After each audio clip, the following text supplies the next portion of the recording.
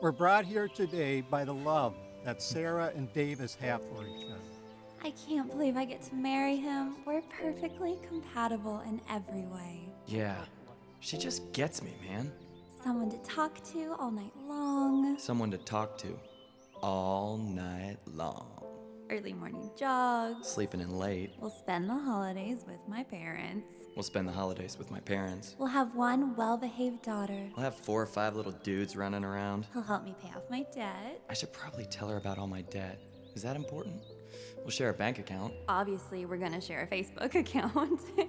Do I need to friend my in-laws? Someone to do my laundry. Someone to do my laundry. Double income. Stay-at-home dad. Meal planning, of course. Takeout. The city. The burbs. Mission trip. Ski trip. Blue. Red. Cat. Dog. Fries. Rings. Potato. Potato. Minivan. Motorcycle. 2 words.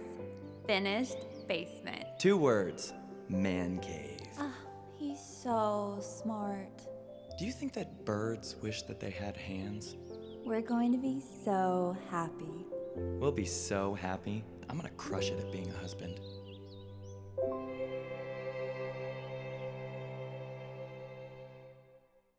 The most complicated, most complex, most important, but also therefore the most dangerous part of our lives is the part of our lives that we share with other people, whether it be living at home with parents, living with siblings, in work with other co-workers, whether it be in marriage, in engagement, in a relationship, in a friendship, in a business partnership, wherever we find ourselves in relationship, you'll find that is usually the most complicated part of life. So what we're doing for the next 3 weeks is we're going to do a series all about relationships called What Happy Couples Know. Although there's principles and practices and things that we can learn and apply to all of our relationships, ultimately the kind of center point of our talk for the next few weeks is going to be about marriage. Now, if you're a single person hoping to marry one day, then pay attention. This is very important. If you're engaged and still not really sure, date set, but trying to figure out, should we definitely commit? This is very important.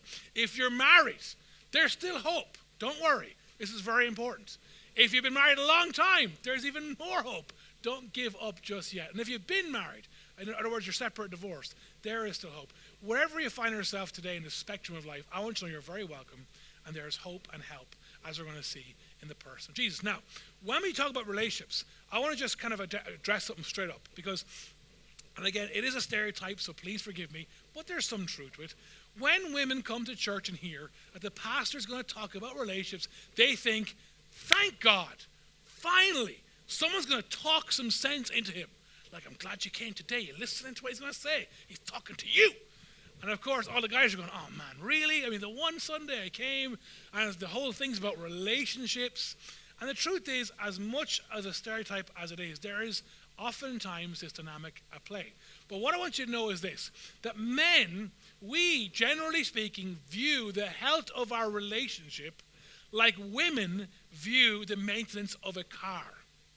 Again, forgive me, it's stereotype, but there is some truth to this. When it comes to relationships, our understanding, our interaction, the way that we deal with relationships is how, generally speaking, you as the ladies deal with cars. We don't want to work on it. We just want it to work. Like, guys are like, oh, I hear a rattle, I hear a hum, I hear something's off. And we're like, what's going on? You know, something could be wrong. A shock absorber's gone, or maybe something's, you know, we're interested because it's like, man, we want to work on it because cars matter to us. Well, just like that is the case, vehicles, machines, stuff, for the ladies, that's how you view a relationship. You're like, man, I want us to work on it, have conversations. We're like, oh my gosh, not again. Another conversation or relationship. But the point is, both of us, both parties, just want it to work. And it's important that we talk about it. So I'm going to try and make it as interesting and as funny as I can so that just like the medicine back in the old days goes down with a spoonful of sugar. Now, here's the thing that you don't realize. You kind of know it intuitively, but perhaps you haven't expressed it explicitly, is that every one of us, when we get into a relationship with someone, especially a romantic relationship, an engagement, a marriage, we all bring into every relationship that we're in an invisible box. And in this box contains all of our hopes, all of our dreams, and all of our desires. It's called the dream box. We all bring this invisible box into a relationship that kind of summarizes the things that are important to us if this relationship is going to flourish. For example, figure point A, here is what could be someone's dream box. Now in this box are very many things and many important things. Because when we get into a relationship, we have expectations, we have hopes, we have aspirations, we have desires, for example, as to, whose job is it to wash the dishes? Do we wash dishes? Do we buy paper plates and dispose of them? Do we have a dishwasher? I mean, my father did it this way, therefore, I'll do it that way. Or my mother did it that way, therefore you should. We have all these ideas about, well, who does what kind of chores in the house and whose responsibility is. Then it comes to time. It's like, what kind of marriage will we have in terms of time? Are we going to be an on time is 10 minutes early kind of marriage? Are we going to be an on time is time kind of marriage? Are we going to be an Irish and say 11-ish? Are we going to be like our African kin, like 11-ish means like 11 to 11:30? Like, what's our relationship with time going to be like? Are we going to be a kind of marriage that prioritizes time? When it comes to the arrogate, the moolah, the money, I mean, who gets to control the money? Whose job is it to pay the bills? Whose job is it to make sure we have enough to eat dinner? Whose job personally is it going to be to make sure that we have direct debits going through? Are we going to budget? Not going to budget? Will there be allowances? The guy's like, an allowance? Are you kidding me? Like, what are we going to do when it comes to money? When it comes to the calendar, what's our views on this? Like, are we going to be the kind of people who spend every single day together? Are there some days we're apart? Are there going to be hobbies? Are friends allowed? Not allowed? What about Christmas? Whose parents' house do we go to at Christmas, right? I mean, is it the kind of thing we share each year, but we know your mother's crazy, so maybe one every 3. Like, we have to have that conversation about calendar. Then travel. There's more moolah. Thank God for the money. Are we going to be the kind of couple that keep it local? Is our aspirations in terms of travel nothing more than Dunfanaghy in County Donegal? Or do we have bigger dreams?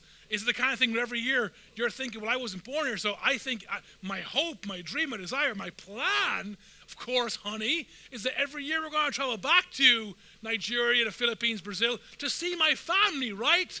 Well, my plan was we're going to Kerry. I mean, I have no interest in getting an airplane. I don't really want to see the world. I'm quite happy and content in Ireland. Then, of course, talking about Ireland, where are you going to live? Are you going to live in a small house? Are you going to live in a medium-sized house? Do you hope to live in a really big house? Or perhaps your dream is to one day live in a lighthouse? Like, what's the plan with a house? Are you a caravan kind of person? Sure, I could just live in a tent and be happy ever after. I'm content in a tent. Like, what's the vibe around where you're going to live and what's the expectation? And of course, every man has expectations about what his wife will not wear to bed. Figure 1.0 right here. You're thinking, oh no, but he loves me the way I am. He just wants to be comfortable and be happy, and it doesn't really matter to him. Listen, ladies, it matters. And if you want to be happily married, pay attention to what you're wearing to bed. If you want to be very happy married, wear nothing to bed. But definitely don't wear this. That's for sure. And of course, if you do wear it to bed, eventually the conversation becomes all about babies. Are we going to have a baby? Are we going to have many babies? How many babies are we going to have? I was the only child. We should have 4. Well, I think we should have 2. I mean, like you do what I do. You have one, you go 5 years wondering you should have another one, and then you have another one, and you have another one within 12 months. So you got 3, one that's 5 years old, one that's 1 year old, one that's 0 years old, and you wait like 8 years and have another one? And you think, man, we have 4 kids right now. My youngest is 4 years old. Maybe it's time for a 5th baby. Yes, we're having a 5th baby. And yes, well done to my wife. It's all her. I had 20 seconds to play in that part. And and you go, we've had 4 boys. We might as well try for a little girl. So you have a 5th child. You know what I'm saying? So, what are you going to drive? Are you a Dacia kind of family? Are you a second-hand beat-up Hyundai kind of family? Are you, it must be German kind of family? Are you, I dream one day of owning something Italian, something expensive, something that makes all the neighbors look in jealousy. And perhaps the most important thing that we have to identify in the box of hopes, dreams, and desires is this. My friends, what kind of tea will we drink in our house? Will this house be a Barry's family or a Lyons family? Let me just do a survey. Loud cheer if you're a Barry's person. There's 2, 3 of you. Very good. If you're a Lions person. I'm not going to lie, if Barry's had got a larger chair, I was resigning from this church. Tea is very important. Tea tells a lot about what kind of family you're going to be. So what are the expectations around tea? Very important. Now, the question is, where does this come from? Like the things that you have in your dream box, where do they come from? Well, they come from things you've seen and heard, things you've seen demonstrated, things that you coveted, things that you wanted, things that you expected. They're things you experienced, things that you witnessed in your own family. They're things that either you saw that were notable, noteworthy, and good, and you wanted to apply, or things that were not so good and you're hoping to avoid. The thing we got to remember is that when we think about our dream box, okay, I think about the aspirations. It isn't necessarily what's in it that's bad per se. It's what we want the other person to do in relation to our dream box, which is important. And we have to remember that it is, of course, my hopes, they are, of course, my dreams, and they are, of course, my desires. What happens when we try to turn my hopes, my dreams, and my desires into our hopes, into our dreams, into our desires? Well, all of a sudden, what is for us hopes, dreams, and desires, for the other person quickly becomes expectation, obligation, and pressure. Oh, you wanted 5 kids? I was thinking a kid. Oh, you were thinking that we would go abroad every year? I'm afraid of flying. So where can we get to in a ferry? Oh, you want us to be the kind of family that only sees each other once a week? Well, I can't need more time than that. It's like, for us, like, oh, this is great. We love our dreams. We love our desires. We love our hopes. But for the other person, it can quickly become a weight and feel like a burden. Now, what is expectation?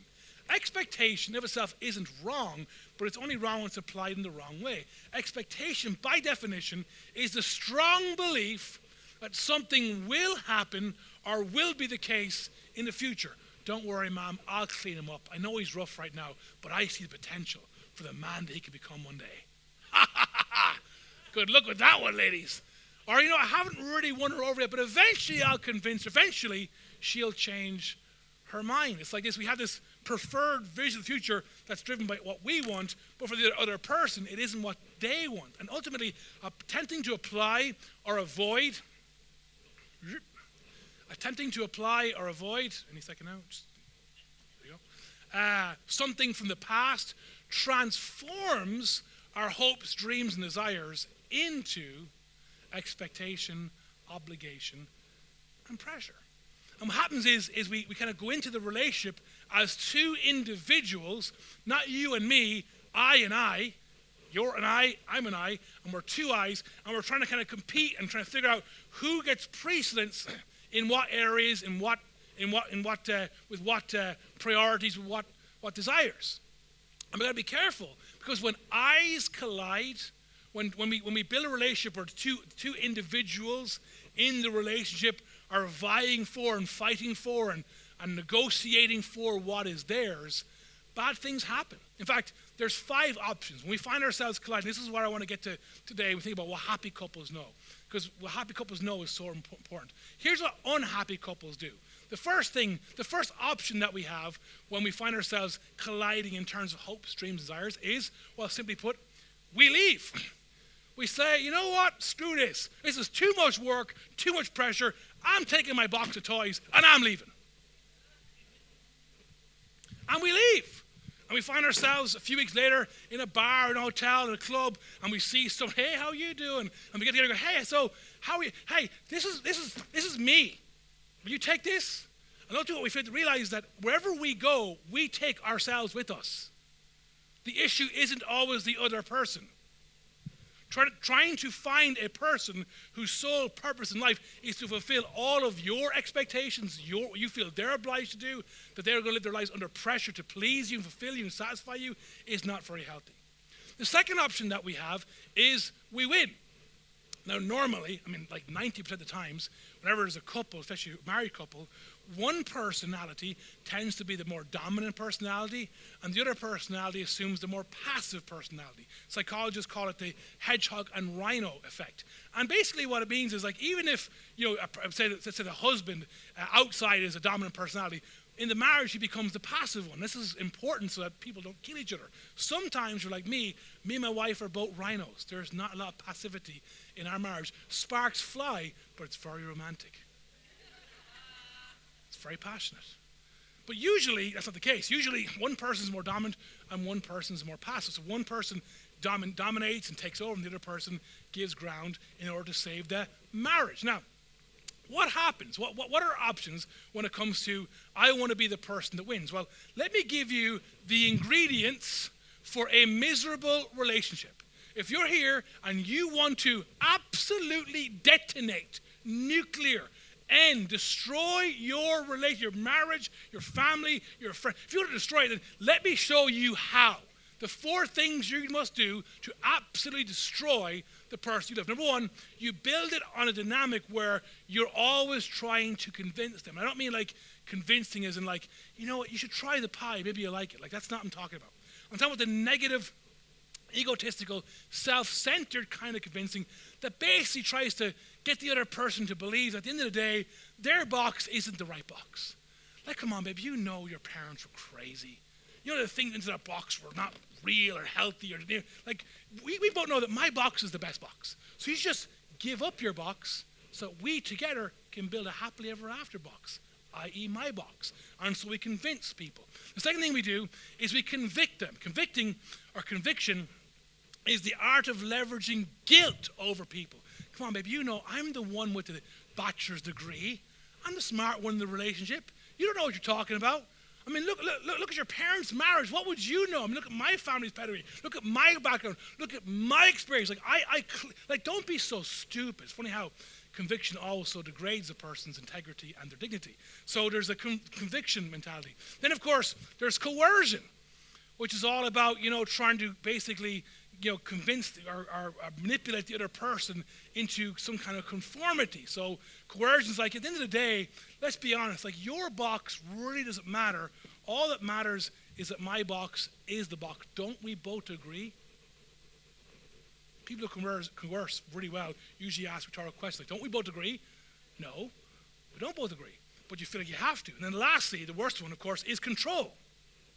That's when we try to edit and dictate what goes in. No, don't, let's not take that one out. Let's just, not that one. We fold the towel. We put the spoons this way in the press. Here's how you breathe. Here's how you make noise as a man. Like, we try to control things and produce some kind of weird, wacky, Frankenstein-like monster that isn't a person. And so what happens is when we try to win is we resort to these tools of convincing, convicting, coercing, and controlling. And all these things spell a relationship from hell. The third option we have then, so we leave, we win, or we conform, which is the actual, the reaction. So if we're in a relationship where the other person's dominant and trying to win all the time, and they're using tools of convincing and convicting and coercing and controlling, and we want it to work, what we then do is we conform. We kind of give up on ourselves. We give up on the fact that we are an individual person, that we were made distinctive by God, that we have a calling, an extraordinary purpose, gifts and talents and strengths, and we have a place in this world, and we give all that up so the other person can be happy for the sake of the marriage. We say, you know what, at the end of the day, if we both can't coexist, I'll become nothing so you can become everything. And I want to tell you something. If you're in a relationship dynamic where the cost of your relationship is the complete erosion of yourself, you better get some help. That's not a good place to be. The fourth option we have when it comes to an eyes collide is we compromise. And this is what I want to say. This is the best the world has to offer us. The best thing the world has to offer us in terms of relation, in terms of how do we manage the tension of my hopes, dreams, desires, and the impact they have on you, the best our world has to offer is we compromise.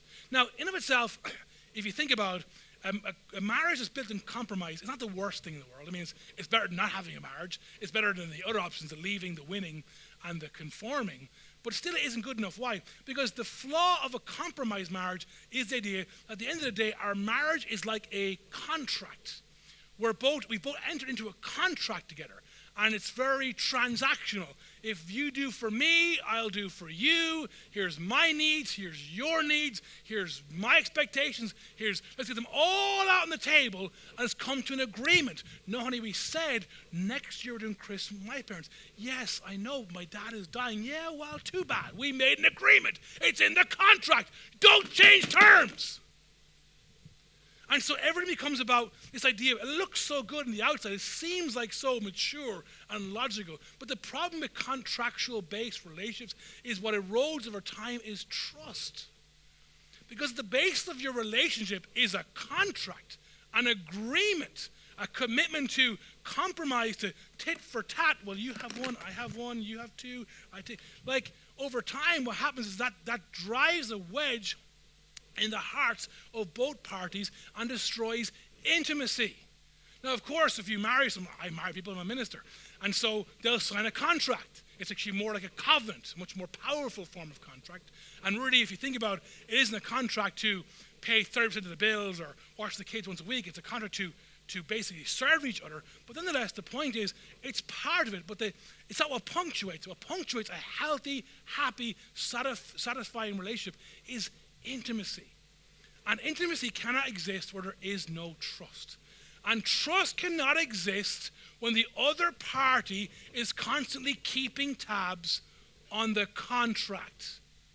Life is a moving target. Life is an unfolding story. And so who we are and what we do and how we react must unfold. We have core principles. We have core tenets. There are certainly eternal truths, but a lot of things change. If we're trying to force someone into some kind of conformity based on an expectation that we had and we agreed on, you will get compromise, but it will cost you everything. And so the question is, man, is that it?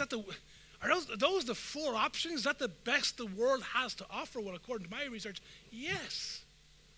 When eyes collide, when two people who are both trying to navigate life and have their own dreams, own desires, own hopes and aspirations, but the cost of that, of the competing, of the tension, of the bargaining, of the arguing, of the winning, of the leaving, of you're not going to give me what I want, I'm leaving again. The cost of all that is that we loses. And you think about it in a sense that the center of marriage is this idea that we as two eyes became a one. We became a we. We're a we, we're a thing, we're an item. We're a party, we're a group, we're a clan, we're a family. That's what we are. But when it's all about what I want, what I deserve, what I'm owed, what I desire, what I plan for, what I hope for, what I agreed with you, you may get what you agreed, but we loses.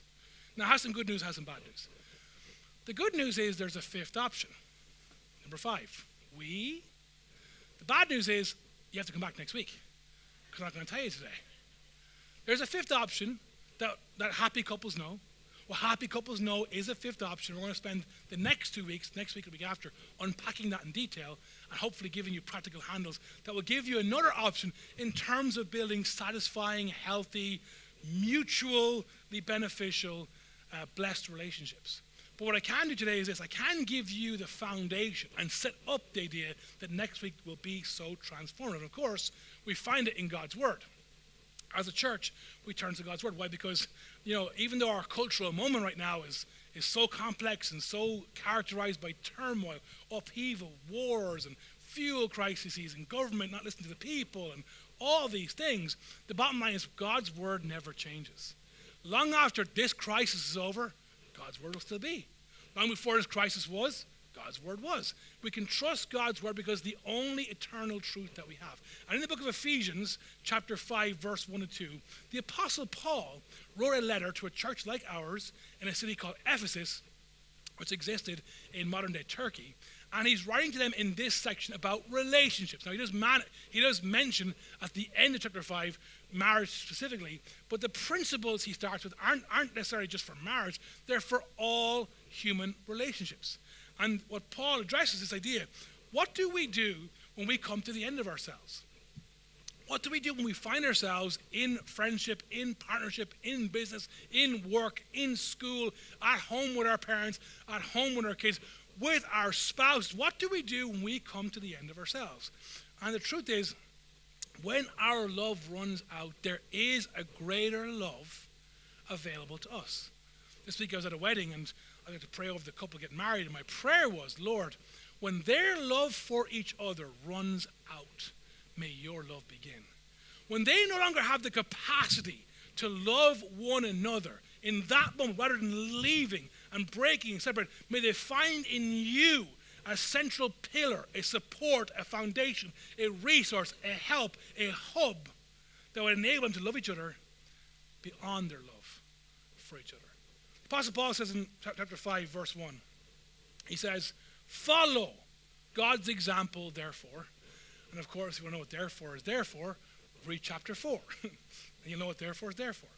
Follow God's example, therefore, as dearly loved children. So this is how God views you. This is how God views us. We are dearly loved, not wretched, sinful, disgusting, heathens.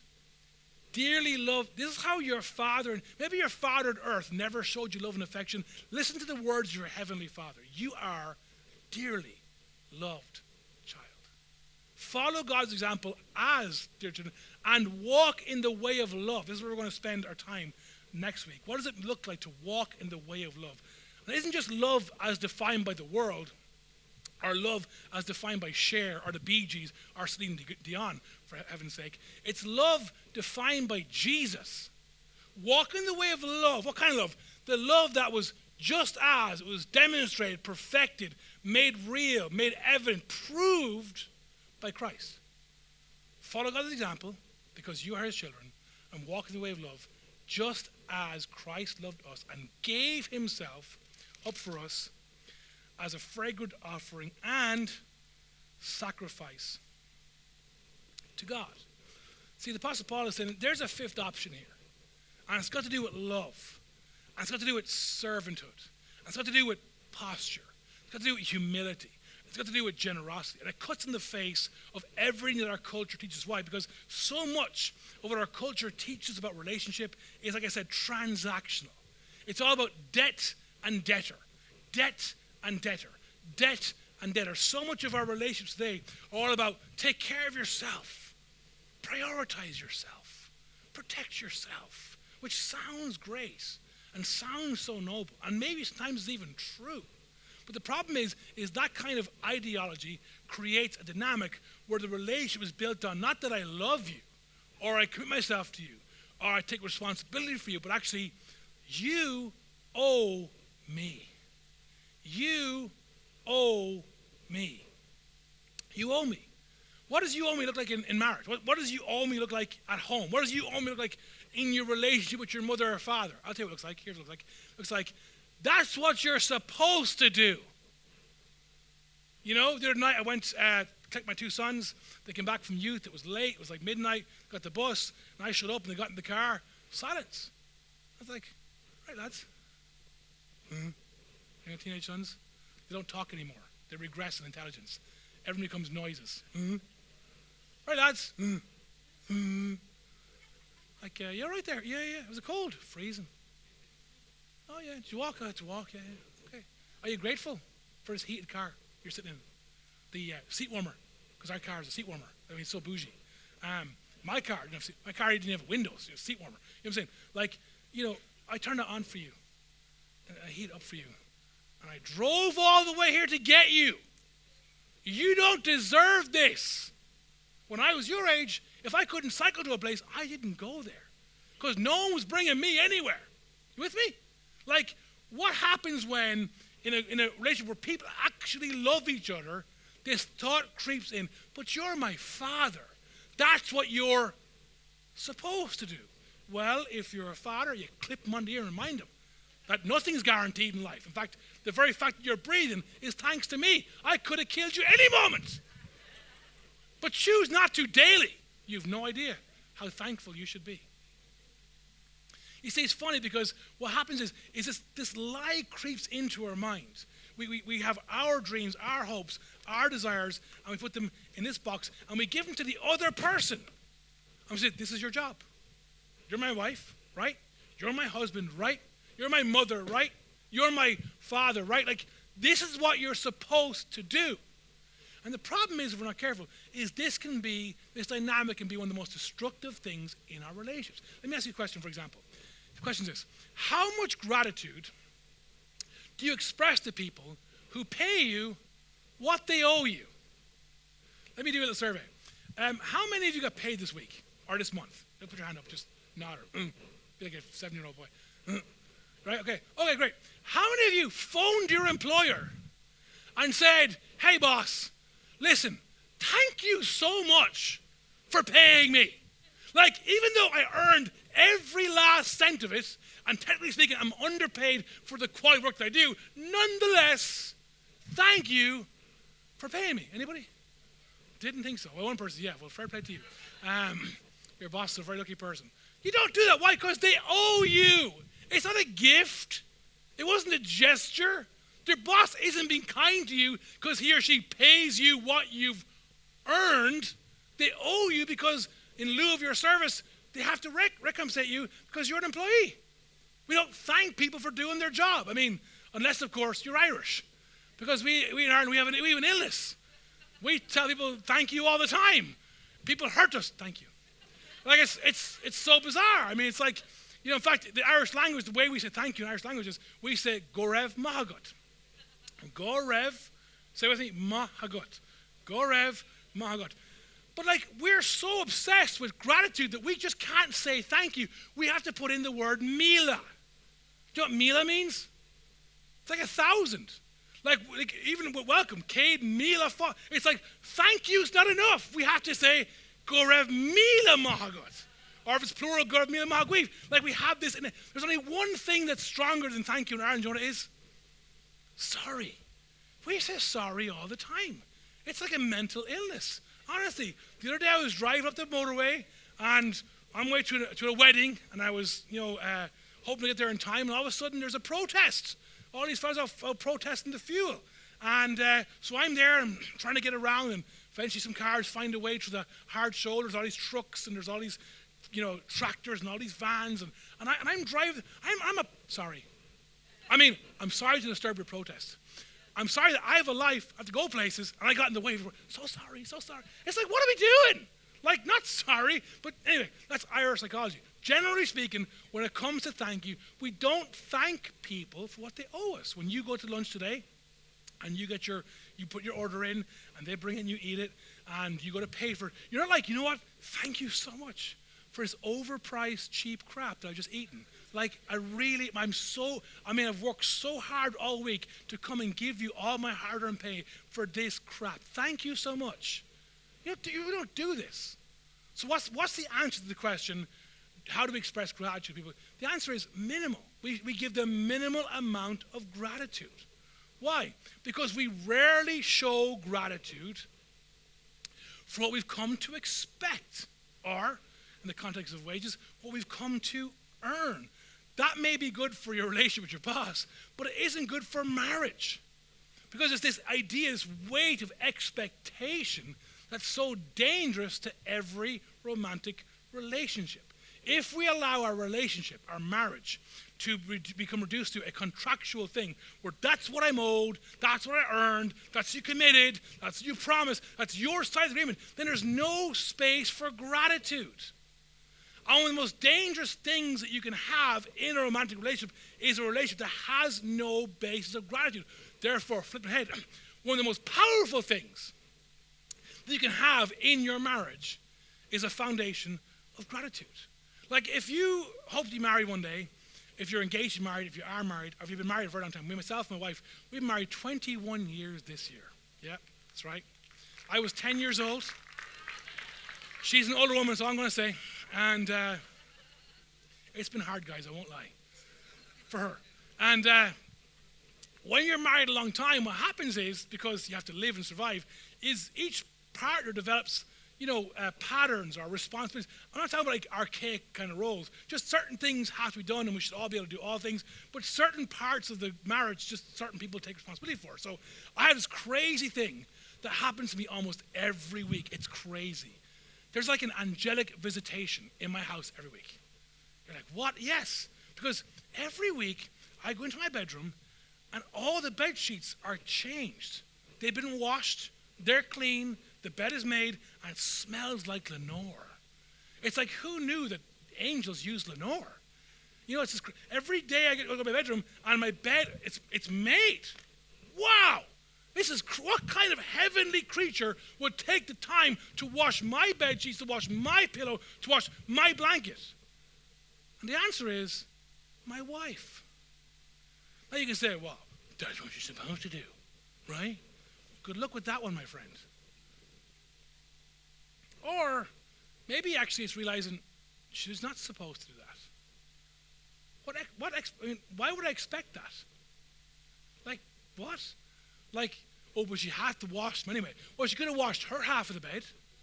She could have bought 2 single beds and washed hers and left me. Like, she doesn't have to do anything. The fact that she chooses to, without complaining, wash the whole bed and put it every single week, that's, if you have the right spirit and the right attitude, that is grounds for gratitude. Thank you. Thank you, love, for washing the bed sheets. Thank you. Because you go, well, I do it all the time. I know you do. But just because you do all the time doesn't mean I take it for granted.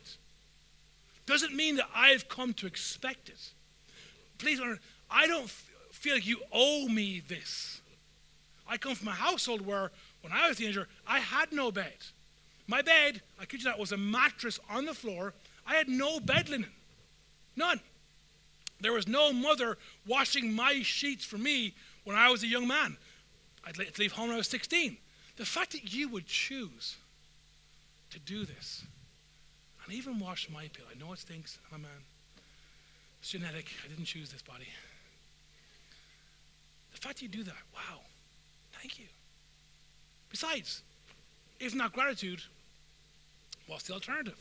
We go back to transactionism. If I owe you, here is the quintessential core issue with a relationship that's built on that kind of transactional, compromising thing. And don't forget, one of the things we forget is that sometimes people make the mistake in a compromising relationship of being committed to the marriage.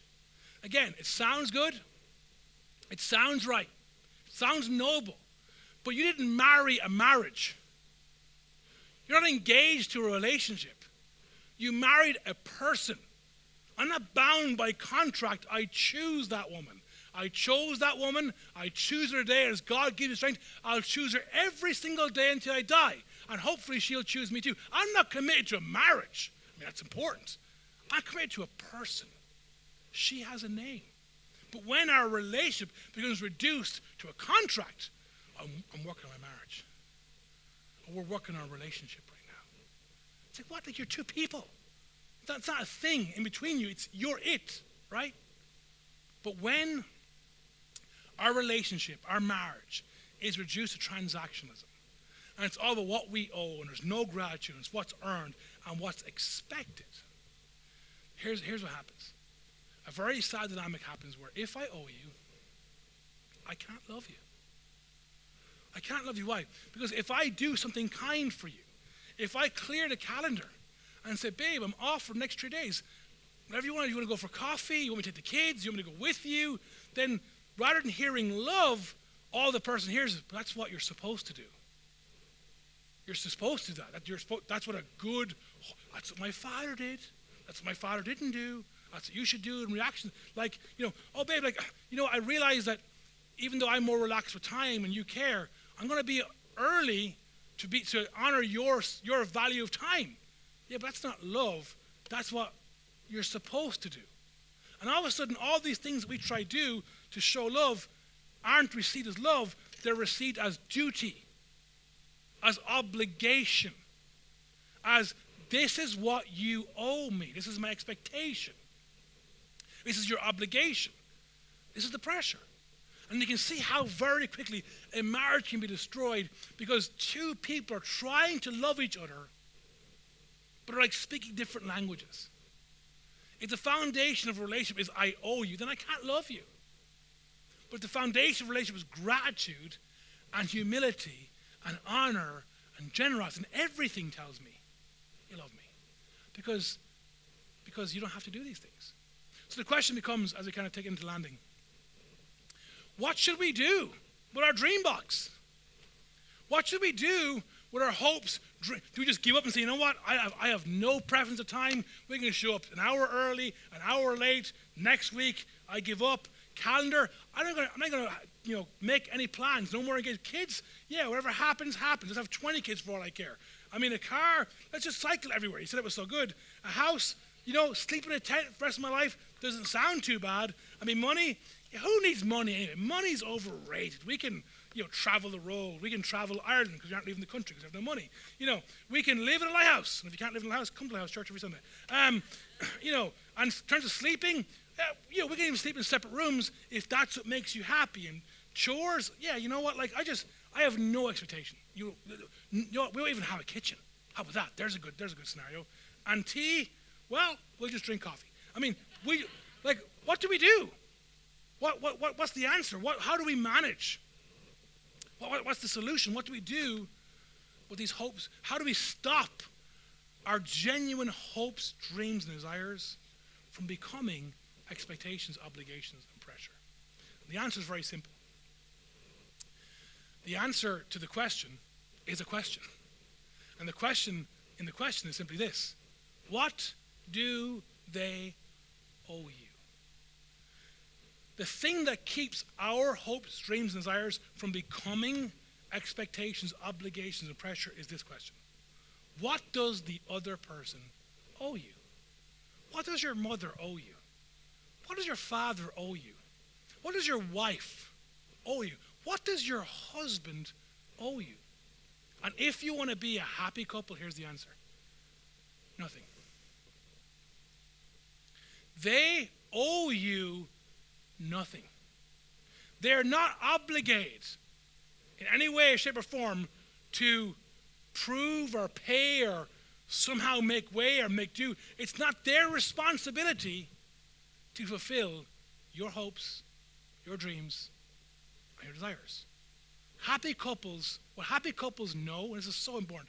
Again, I'll finish this and we'll kind of tee up for next week. What happy couples know, the secret, the timeless principle, is that happy couples understand that they owe each other everything, but aren't owed anything in return. What happy couples realize is that I understand that you have hopes, dreams, and desires, and you understand that it isn't my job to fulfill them, but I want you to be happy. And I want to express love to you in the way that you understand love. And I want to honor you. And I want to see, as this beautiful story called Our Lives unfolds, the things that God put in your heart come to pass. But I'm not going to adopt a posture of, we agreed and we contracted. And, my posture is, I want to love you and serve you as best I can. Now, when two people, and this kind of is really a little bit of next week's message, when two people enter into this, what we call submission competition, when both people are mutually trying to figure out, my job isn't to claim or demand or to put pressure on you. My job is to love as I have been loved. This is the first step to transforming your life in a way that will have a multi-generation impact. Not that you're perfect. The goal here isn't ornamental, perfect marriages. The goal here is health. The goal here is satisfaction. The goal here is having something pure and noble and beautiful, something worth emulating, something that others would say, man, they're so happy. What do they know? And so, as we close, let me give you two practical things to think about, to pray about, to process in between this week and next week. The first question I want to ask you is simply this: do you know what's in your dream box? Have you spent time doing an internal audit, self-assessing? If if you're young and single, if you're engaged, even if you're married, have you spent time thinking about these things? Because they're going to have such a heavy impact on your relationship. It's probably good for you to know what's in there, to look at them and scrutinize and go, man, what is it about time? Like, if you're someone, for example, who's born in South Africa, on time is too late, right?